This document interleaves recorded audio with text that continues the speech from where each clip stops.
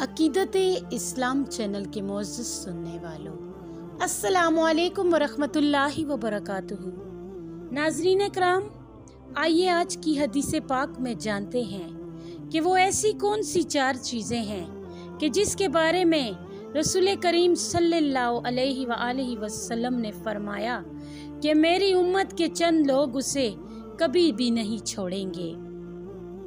हज़रत अबू हुरैरा रज़ी अल्लाह ताला अन्हो से रिवायत है कि रसूलुल्लाह सल्लल्लाहु अलैहि वसल्लम ने फरमाया, ज़माने जाहिलियत की 4 चीज़ें ऐसी हैं जो मेरी उम्मत के चंद लोग नहीं छोड़ेंगे।